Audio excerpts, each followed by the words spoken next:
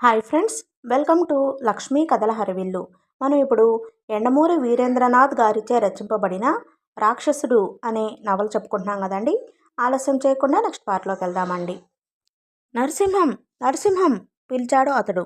అతడి చేతిలో నోట్ల కట్ట ఉంది. నరసింహం లోపల నుంచి వచ్చాడు. ఇలాంటి పనులకు ఇంటి దగ్గర కలుసుకోవడం మంచిదని నరసింహమే సూచించాడు. వాళ్ళని చూసి నరసింహం మొహంలో విస్మయం స్పష్టంగా కనపడింది. డబ్బు తెచ్చాను, ఇదిగో 10,000. అదేమిటి, అరగంట క్రితం వచ్చిన వాళ్ళు మీరు కాదా?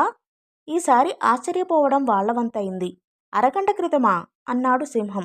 అవును, వచ్చి 10,000 ఇచ్చి ఆ రికార్డు తీసుకెళ్లారుగా. మీ తరఫు వాళ్లే అనుకున్నాను.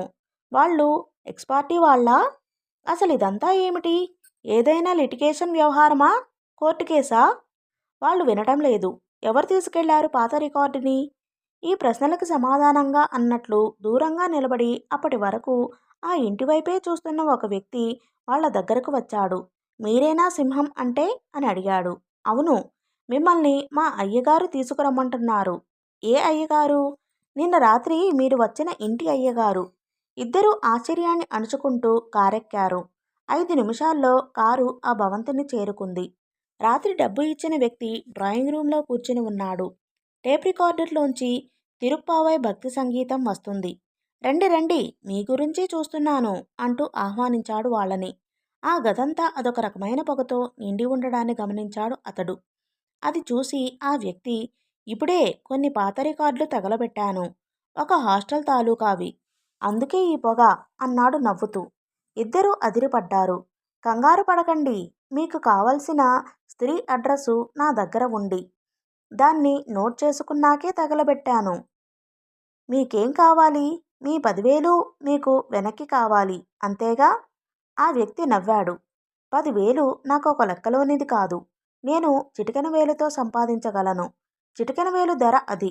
ఆ డబ్బు నీదే. మరి? భగవద్గీత నా ఆరాధ్య పుస్తకం.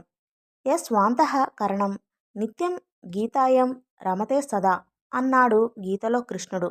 నిత్య జీవితంలో ఏ చిక్కు ప్రశ్న తటస్థించినా గీతలో ఏదో ఒక శ్లోకం దానికి అర్థం చెప్పగలదు. మర్డర్లు చేయాలంటే ముఖ్యంగా ప్రాణభీతి ఉండదు కూడా. జాతస్య హి ధ్రువ్యో మృత్యుః అన్న శ్లోకాన్ని నమ్మేవాడే పెద్ద రౌడీ, హంతకుడు కాగలడు. నిన్న మీరు నా మీదకి దూకిన వైనం, కనురెప్పపాటులో నా చేతిలోంచి పిస్టలు లాక్కున్న విధానం చూసి నాకు మతిపోయింది. తరువాత క్షణంలో చిటికెన వేలు కోసి ఇచ్చిన వైనం చూసి దిగ్భ్రమ చెందాను. ప్రాణభీతి లేని మీలాంటి వాళ్ళు నా వెనక ఇద్దరుంటే మొత్తం ప్రపంచాన్నే గడగడలాడించేయగలను. కానీ మీ ఇద్దరిని నా వెనక ఎలా ఉంచుకోవడం? ఇది ఆలోచిస్తుండగా మీ సింహం నీ సమస్య చెప్పాడు. నిన్ను చూస్తుంటేనే నీవు నీ తల్లి గురించి ఏమైనా చేయగలవు అని అర్థమైంది. గీతలో శ్రీకృష్ణుడు ఏమన్నాడు? యదా యదా హి ధర్మస్య అన్నాడు. మన శత్రువులందరూ దుష్టులే. రివాల్వర్తో చంపినా పాపం లేదు. అసలు విషయానికి సూటిగా వస్తాను. నీ తల్లి గురించి చెప్పడానికి నరసింహం నిన్ను 10,000 అడిగాడు. అతగాడి నుంచి ఈ రహస్యాన్ని 15,000కి నేను కొనుక్కుని మిగతా ఎవరికీ అది తెలియకుండా సమూలంగా నాశనం చేశాను. నీ తల్లి గురించి నీకు తెలియాలంటే నువ్వు 10 సంవత్సరాలు నాతో పాటు పని చెయ్యాలి. అది కాంట్రాక్టు. అతడి కళ్ళు ఎర్రబడ్డాయి. అతడిలో అంత కోపాన్ని సింహం ఎప్పుడూ చూడలేదు. మొత్తం ఆ భవనాన్నే కాల్చేసేటంత ఎర్రగా ఉన్నాయి ఆ కళ్ళు. పిడికిళ్ళు బిగించి, మిమ్మల్ని చంపైనా ఆ రహస్యం తెలుసుకుంటాను అన్నాడు. టేప్లో వస్తున్న భక్తిగీతాన్ని ఆపుచేస్తూ, చంపలేవు. ఎందుకంటే నేను మరణిస్తే ఆ విషయం ఇక పూర్తిగా చీకట్లోనే ఉండిపోతుంది అన్నాడు. గాఢమైన నిశ్శబ్దం. అతడు ఆలోచనలో ఉన్నాడు. వాదన అనవసరం. అవతలి వ్యక్తి వాదనకి గాని బెదిరింపుకు గాని లొంగడు అని తెలుస్తూనే ఉంది. మళ్ళీ 10 సంవత్సరాలు. రోషం, ఉక్రోషం, కోపం, నిస్సహాయత అన్నీ కలగలిసిన భావం కంఠంలో కదులుతూ ఉండగా, నేనేం చెయ్యాలి అని అడిగాడు. అది అలా అన్నావు, బావుంది. నీలో నాకు నచ్చేది అదే. తొందరగా నిర్ణయాలు తీసుకోవడం. పోతే నీకో మంచి వార్త ఏమిటంటే, నువ్వు ఎలా ఎదురు చూస్తున్నావో నీ తల్లి కూడా నీకోసం అలాగే ఎదురు చూస్తోంది. ఇక మన కాంట్రాక్టుకి వస్తాను. నీలో చావంటే భయం లేని చిరుత కన్నా చురుకైన వ్యక్తి నాకు కావాలి. ఈ రంగంలో ఇద్దరు శత్రువులు నాకు. వాళ్ళ ఎత్తులకి పై ఎత్తులు వేస్తూ, మరోవైపు మన వ్యాపారాలు చూసుకుంటూ, ప్రాణాలకు తెగించైనా మీకు మరిన్ని లాభాలు సంపాదించి పెట్టాలి. కసిగా పూర్తి చేశాడు సింహం. కరెక్ట్, కరెక్ట్గా చెప్పావు.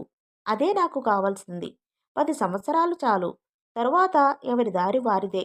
అంతేకాదు, నీకు ఇందులో వాటా కూడా ఇస్తాను. వాటా అంటే వేళ్లల్లో ఉండదు, లక్షల్లో ఉంటుంది. మన వ్యాపారాలన్నిటికీ ముందు నువ్వుంటావు, వెనకే నేను ఉంటాను. అమ్మా, అమ్మా, ఎలాగూ నీకు ఇప్పుడు పనేం లేదు. తల్లి దొరికినా పోషించే డబ్బు లేదు. అమ్మా, చెప్పు, చేస్తావా? అతడు ఒక నిర్ణయానికి వచ్చినట్టు, మరో గత్యంతరం లేనట్టు చేస్తాను అన్నాడు. కాంట్రాక్టు కుదిరింది. ఈ వ్యవహారాల్లో మనకున్న శత్రువులు ఇద్దరు. ఎవరు? ఒకరు లోహియా. అతడు ఉలిక్కిపడి, లోహియా అంటే హాస్టల్ గౌరవ ప్రెసిడెంట్ అతడేనా అన్నాడు. అది చాలా చిన్న పదవి. ఈ నగరపు కోటీశ్వరుల్లో ఒకడు అన్నాడు. ఇంకొకరు ఎవరు? వంకచక్క రామూర్తి అని. తన చెవుల్నే నమ్మలేకపోయాడు అతడు. అడవిలో పట్టు బాలీసుల మీద పడుకుని జ్యోతిష్యం అడిగిన విషయం గుర్తుకు వచ్చింది. ఆ రోజు అతడిలో తన్నన్న మాటలు, ఒక మనిషి మీ మీద పగబట్టి ఉన్నాడు. సింహం బోనులోంచి బయటకు వచ్చినట్టు అతడు కొద్ది రోజుల్లో బయటకు వచ్చి మీ మీద పగదీర్చుకుంటాడు. ఇంతమందిని బానిసలుగా మార్చి హింసించినందుకు వారి తరఫున ప్రతినిధిగా ఈ రక్తం కళ్ళ చూస్తాడు. ఇంతకీ మీ పేరు చెప్పలేదు? సింహం అడిగాడు. ఆ వ్యక్తి నవ్వాడు. చెప్తాను. 10 సంవత్సరాలు కలిసి పనిచేయబోతున్నావుగా. నా పేరు చెప్పకుండా ఎలా? నా పేరు జి కృష్ణమూర్తి. అందరూ జీకే అంటారు. ఈ క్షణం నుంచి నువ్వు నా పెంపుడు కొడుకువి. ఇదిగో ఈ రివాల్వర్ మీద ఆనా. ఆ రాత్రి ప్రపంచం అంతా నిద్రపోయాక ఇంకో చీకట్లోకి చూస్తూ అనుకున్నాడు. అమ్మా, నిన్ను కలుసుకోవడానికి ఇంకో 10 సంవత్సరాలు పడుతుందట. ఇంతకన్నా విషాదం ఏముంది? కానీ ఇంత విషాదంలోనూ నాకొక్కటే ఆనందమమ్మా. నిన్ను నా నుంచి ఇంతకాలం వేరు చేసిన ఆ ఇద్దరి మీద పగ తీర్చుకునే అవకాశం లభించింది. నీ ఆచూకీ తెలిసిన మరుక్షణం మూడో వాడైన ఈ జీకేకి కూడా పాఠం చెబుతాను. అంతవరకు నన్ను క్షమించు. నిస్సహాయుణ్ణి. మానవత్వానికి కట్టుబడి నరసింహాన్ని బెదిరించకుండా ఉన్న అతడు, న్యాయానికి కట్టుబడి ఇనప్పెట్టెని వదిలేసిన అతడు ఆ క్షణం నుంచి అలా ఆ రెంటిని వదిలిపెట్టాడు. అది సుమతి జరిగింది అంటూ ముగించాడు.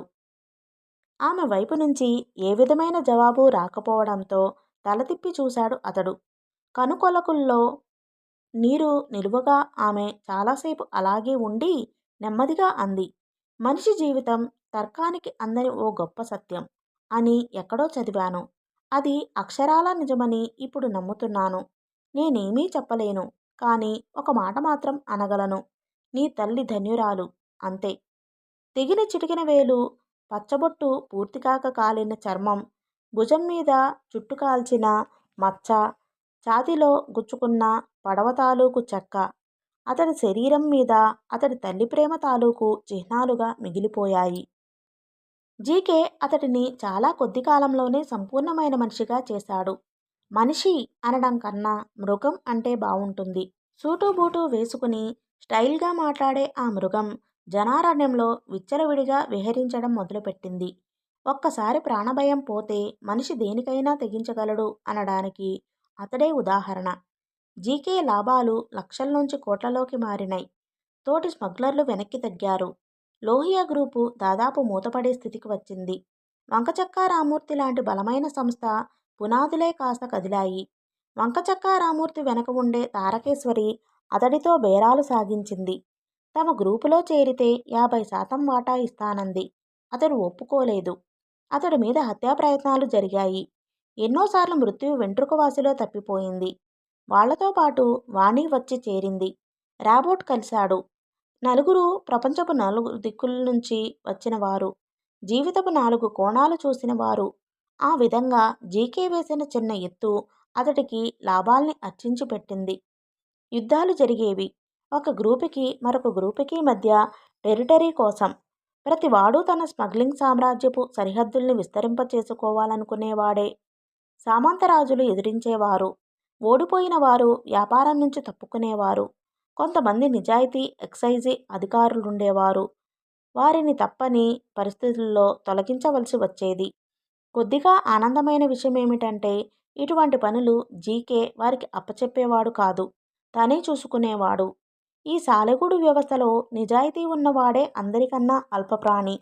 వాడిని తొలగించడం కోసం పెద్ద ప్లానులు గాని, మారణ హోమం గాని అవసరం లేదు. వాడికన్నా పై అధికారిని మంచి చేసుకుంటే చాలు. నిరంతర ఘర్షణ అతడి జీవితంలో ఒక భాగమైంది. సంవత్సరాలు గడిచిపోతున్నాయి. తల్లిని కలిసే రోజు దగ్గర పడింది. మధ్య మధ్యలో అతడు జీకే నుంచి విషయం రాబట్టడానికి ప్రయత్నించేవాడు.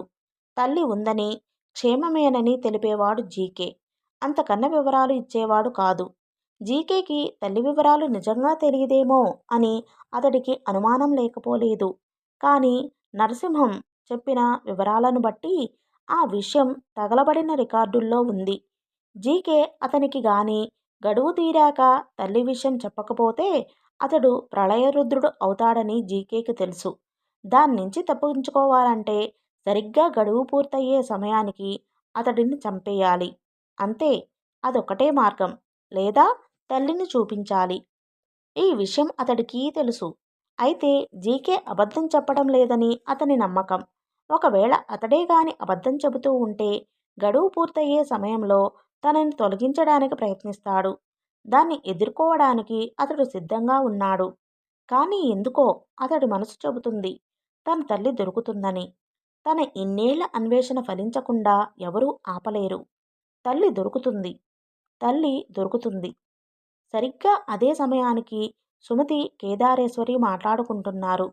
అతడు వెళుతున్నది తల్లి గురించి కాదని నాకనిపిస్తుంది. అతడు వెతుకుతున్నది రవ్వంత ఆప్యాయత కోసం. దాన్ని తల్లిగా ఊహించుకుంటున్నాడు అంది సుమతి అంతా చెప్పి. కేదారేశ్వరి వినడం లేదు. ఏ ఊరన్నావ్ అని అడిగింది. సుమతి చెప్పింది. 25 సంవత్సరాల క్రితం. అవును. కార్తీక పౌర్ణమికి 4 రోజుల ముందు. అవును. కేదారేశ్వరి వణికే గొంతుతో అతను నా బిడ్డేనేమో అంది. సుమతి అప్రతిభురాలైంది. పారిపోయిన మొహంతో అయోమయంగా ఆమె వైపు చూసింది. అతడు అతడు నీ కొడుకా? అంటే అంటే రామ్మూర్తి కొడుకా? విజయ్కి అన్నయ్యా? ఆ గదిలో గాఢమైన నిశ్శబ్దం పేరుకుంది. శూన్యంలోకి 2 సమాంతర రేఖల్ని గీస్తే అవి కూడా ఎక్కడో కలుసుకుంటున్నాయన్నాడో వేదాంతి. జీవితంలో పడిన చిక్కు ప్రశ్నలకి కాలమే ముడి విప్పుతుందేమో. కానీ ఈ ముడిని అంత తేలిగ్గా విప్పడానికి విధికి ఇష్టం లేకపోయింది. ఆ రోజేం జరిగిందత్తయ్యా? నాకు గుర్తులేదు. మైకం నుంచి తేరుకునేసరికి పక్కలో పాప ఏడుపు వినపడింది. అప్పటికే ఆయన సూచనలు ఇచ్చారనుకుంటాను. నర్సు పాపని తీసుకువెళ్ళిపోయింది. మరి నువ్వు అభ్యంతరం చెప్పలేదా? ఆయన అంటే రామ్మూర్తి సంగతి తెలిసిన వారెవరూ అంత ధైర్యం చెయ్యలేరు. ఆ ధైర్యమే ఉండి ఉంటే ఇంత అన్యాయం చేసినందుకు ఆ రోజే నిలబెట్టి ఉండేదాన్ని. ఇలా మారుమూల పల్లెలో భయంగా, గౌరవహీనంగా బ్రతకడం దేనికి? తరువాత నర్సుని అడగలేదా? ఏడ్చాను, బ్రతిమిలాడాను. కనీసం కొడుకు ఆచూకీ చెప్పమని వేడుకున్నాను. కానీ నర్సు నాకన్నా ఎక్కువ భయపడింది. అనాథాశ్రమంలో చేర్పించామంది. అది నిజమో కాదో నాకు తెలియదు. బహుశా అబద్ధమై ఉంటుంది. కానీ అతడు తల్లి గురించి అష్టకష్టాలు పడి వెతుక్కుంటూ వెళ్ళినట్టు నేను నా కొడుకు కోసం వెతకలేకపోయాను అంది కళ్ళనీళ్లు పెట్టుకుంటూ. సుమతి చువ్వున లేచింది. నువ్వే అతడి తల్లివని తెలిసి దీనంతటికీ కారణం ఆ రామూర్తే అని బయటపడిన క్షణం అతడు ఆ రామూర్తిని నరికి పోగులు పెడతాడు. ఇప్పుడే వెళ్ళి చెబుతాను అని బయలుదేరబోయింది. వద్దమ్మా అంది కేదారేశ్వరి. సుమతి ఆమె వైపు ఆశ్చర్యంగా చూసింది. ఎప్పుడో 25 సంవత్సరాల క్రితం జరిగిన సంగతి ఇది. కేవలం కార్తీక పౌర్ణమి అన్న ఆధారం తప్ప మనకు మరేమీ లేదు. నేను హాస్టల్లో ప్రసవించలేదు. అంతేకాదు అతడు దొరికింది చెత్తకుండీలో. అదే రోజు మరో తల్లి అతడిని పారేసి ఉండవచ్చు. అదీకాక అతడికి ఏ సంవత్సరమో సరిగ్గా తెలీదు అని ఆగి ఆ అన్నట్టు ఒక విషయం గుర్తొచ్చింది. ఏమిటది? సుమతి గొంతులో ఆత్రం ధ్వనించింది. బిడ్డని నా నుంచి తీసుకుపోతూ ఉండగా ఏదో చిన్న ఆశ నాలో ఇంకా మిగిలి ఆ శరీరం మీద సూదితో ఒక గీత నిలువుగా గీశాను. రక్తం కూడా వచ్చింది. కానీ ఆ పరిస్థితుల్లో అంతకన్నా మార్గం లేకపోయింది. టెన్షన్తో సుమతి మొహం ఎర్రబడింది. ఎక్కడ గీశావు? చిటికెన వేలి మీదుగా వెళ్ళబోతూ సుమతి ఏదో గుర్తొచ్చినట్లు ఆగింది. అనుమానంగా కుడి చెయ్యా, ఎడమ చెయ్యా అని అడిగింది. కేదారేశ్వరి జవాబు విని ఆమె హతాశురాలై కూలబడుతూ అయ్యో అంది. ఏమైంది? తన తల్లిని కలుసుకోవడానికి అతడు కోసిచ్చిన వేలు అదే అంటూ ఏదో గుర్తొచ్చిన దానల్లా లేస్తూ అయినా పర్వాలేదనుకుంటాను. ఊహ వచ్చాకే అతడీ పని చేసి ఉంటాడు. ఆ గీత ఉండేదో లేదో చెబుతాడు. వెళ్ళి అడిగి వస్తాను. ఉండేది అని గాని అతడన్నాడంటే ఓహో! అసలా ఆలోచనే ఎంత థ్రిల్లింగ్గా ఉందో. వెళుతున్నానత్తయ్యా అంటూ పరిగెత్తబోయింది. ఆగు సుమతి! వెనక నుంచి అంది కేదారేశ్వరి. మనసులో కదిలే అస్పష్టమైన తటపటాయింపు ఆమె మొహంలో ప్రతిబింబించింది. ఏమిటత్తయ్యా? అది నేను ముందు చెప్పిందే. ఆమె కంఠం సాలోచనగా ధ్వనించింది. అతడికి తల్లి అంటే ఎంత ప్రేమో అతడి జీవితంలో ప్రతి సంఘటన నిరూపించింది. అటువంటి వాడికి కేవలం మనకున్న ఒక్క కార్తీక పౌర్ణమి అన్న ఆధారం కల్పించడం అవివేకం. అతడి వేలి మీద గుర్తుంటే సరే, లేని పక్షంలో ఈ విషయం చెప్పి అతడిని సందిగ్ధంలో పడేయడం అవివేకం. అతడు నిజంగా తల్లిని కలుసుకోబోయే క్షణం ఎంతో అపురూపమైనదిగా ఉండాలి. అంతేకాని అవునా కాదా అన్న తటపటాయింపుతో కాదు. ఆలోచించు. అయితే ఏం చేద్దాం? ఇంకో 4 రోజుల్లో ఎలాగూ అతడి పెంపుడు తండ్రి అతడికి ఆ ఆచూకీ చెబుతాడట. అది కాకపోతే అప్పుడు చూద్దాం. కానీ అతడు చెప్పేది హాస్టల్లో ఉన్నావిడ గురించి. అతడు దొరికింది హాస్టల్ కింద కుండీలోనే మరి. నీ నర్సు కూడా అందులోనే పడేసి ఉండవచ్చు. చాలా దూరమైన తర్కం సుమతి అది. సుమతి మాట్లాడలేదు. అక్కడ్నుంచి వెళ్ళిపోయింది. కానీ ఆ అమ్మాయి మనసు ఆగలేదు. అతడికి తన తల్లి రహస్యం జీకే ద్వారా తెలియడం కన్నా తన ద్వారా తెలియటం అసలు ఆలోచనే ఆమెకు అమితమైన ఆనందాన్నిస్తుంది. కానీ కేదారేశ్వరత్త చెప్పిన మాట కూడా ఆమెలో మరోవైపు అనుమానాన్ని కలగజేస్తుంది. ఇంతకాలం వేచి చూసి ఈ చివరి క్షణంలో అస్పష్టమైన అనుమానంతో కలుసుకోవడం ఎందుకు? ఈ అనుమానాన్ని నివృత్తి చేయగలిగేది అతడి చిటికెన వేలి మీద గీత ఒక్కటే. ఆమె ఆలస్యం చేయకుండా అతడిని కలుసుకుంది. అలా రొప్పుతూ వచ్చిన సుమతిని చూసి అతడు ఆశ్చర్యపోయాడు. ఎప్పుడూ నెమ్మదిగా కామ్గా ఉండే సుమతి ఈరోజు ఇలా ఉద్విగ్నంగా ఉండడం అతడికి విస్మయాన్ని కలగచేసింది. ఆమె చాలా మామూలుగా సంభాషణ ప్రారంభించినా ఆమె ఏదో చెప్పబోతూ ఉందని గ్రహించాడు.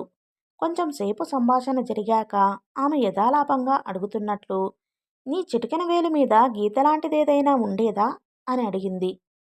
అతడు మరింత ఆశ్చర్యపోయి లేదే అన్నాడు. ఆమె తటపటాయించి దీనిమీద కాదు, తెగిపోయిన వేలి మీద అంది. "ఉహుం, లేదు. ఎందుకలా అడుగుతున్నావు? అబ్బే ఏం లేదు. బాగా గుర్తు తెచ్చుకో. అతడు ఆలోచించడానికి ఏమీ లేదు, ఏమీ లేదు అన్నాడు. ఆమె సంభాషణ మార్చడానికి ప్రయత్నించింది. అయినా మనసు ఊరుకోలేదు. మరి మరి నేనొక విషయం చెప్పనా అని అడిగింది ఒక నిర్ణయానికి వచ్చిన దానిలా. ఏదో చెప్పడానికి వచ్చావని తెలుసు. ఏమిటది? అత్తయ్య చెప్పవద్దంది. కానీ నేను చెప్పకుండా ఉండలేను అంటూ జరిగినదంతా చెప్పింది. ఆమె చెబుతున్నది వింటున్న కొద్దీ అతడి మొహం అదోలా అయిపోయింది. నిజమా? నిజంగానా? అంటూ తనలో తనే చాలాసేపు గొణుక్కున్నాడు. అతడు అంతగా డిస్టర్బ్ అవ్వడం ఆమె ఎప్పుడూ చూడలేదు. అంతలో అతడు తన ఆలోచనలకి ఒక స్వరూపం వచ్చినట్లు తల విదిలిస్తూ "ఉహుం, లేదు సుమతి. నా చిటికెన వేలి మీద ఏ గుర్తూ లేదు" అన్నాడు. కాలంతో పాటు మాసిపోయిందేమో.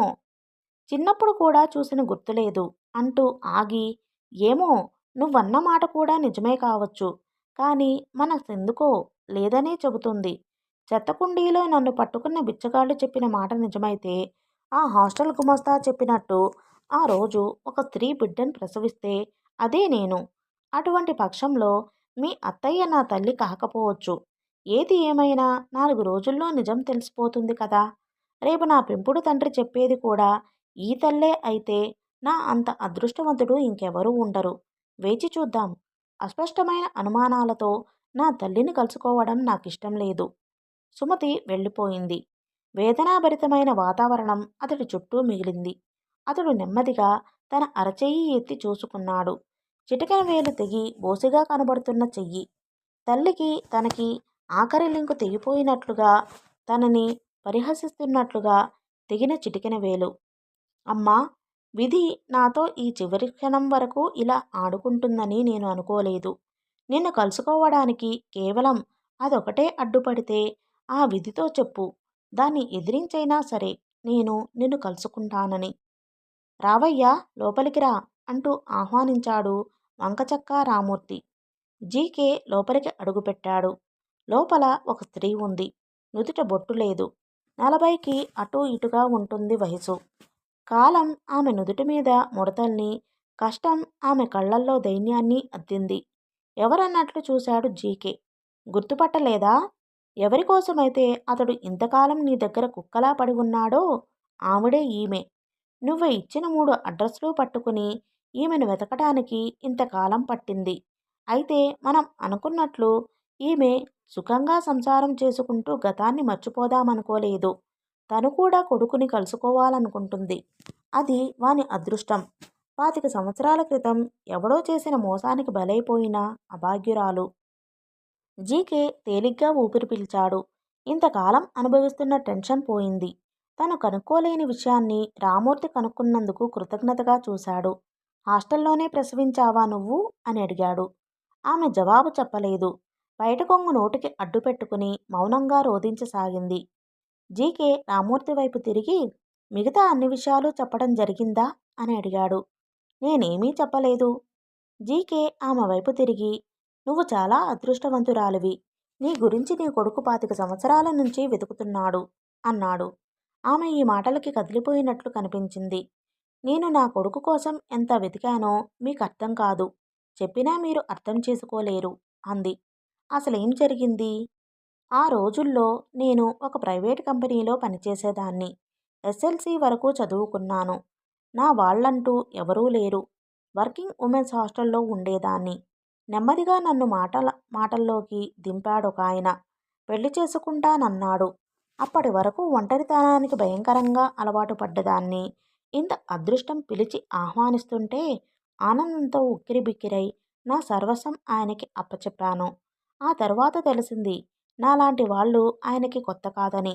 మా హాస్టల్ నుంచి ఏదో ఒక రకంగా ఆయనకి సప్లై చేయబడతారని. జీకేకి ఏదో అనుమానం వచ్చి, ఎవరతను అని అడిగాడు. ఆయన పేరు లోహియా. పక్కలో బాంబు పడ్డట్టు అదిరిపడి రామూర్తి వైపు చూశాడు. జీకే అతడి ఉద్వేగాన్ని అర్థం చేసుకోగలనన్నట్టు రామూర్తి తలూపాడు. జీకే మనసు ఆ ఒక్క క్షణంలో పరిపరి విధాల ఆలోచించసాగింది. లోహియా, అతడి తండ్రి లోహియా. అడవిలో గాయపడిన పులిలా అతడు ఎవరికోసం తిరుగుతున్నాడో అతడు లోహియా. ఈ విషయం తెలిసిన మరుక్షణం అతడి మానసిక స్థితి ఎలా ఉంటుంది? ఇన్నేళ్ల వెతుకులాటకి చివరి పరిణామం అతనికి తెలిస్తే అతడు ఎలా ప్రవర్తిస్తాడు? ఓకే ఫ్రెండ్స్, ఈ పార్ట్ని ఇంతటితో ముగిస్తున్నానండి. ఈ నవల కానీ మీకు నచ్చినట్లయితే లైక్ చేసి మీ ఫ్రెండ్స్కి, ఫ్యామిలీ మెంబర్స్కి షేర్ చేయండి. అలాగే నా ఛానల్ని సబ్స్క్రైబ్ చేసుకుని నేను వీడియో పెట్టగానే మీకు నోటిఫికేషన్ రావడానికి పక్కనున్న బెల్ ఐకాన్ క్లిక్ చేయండి.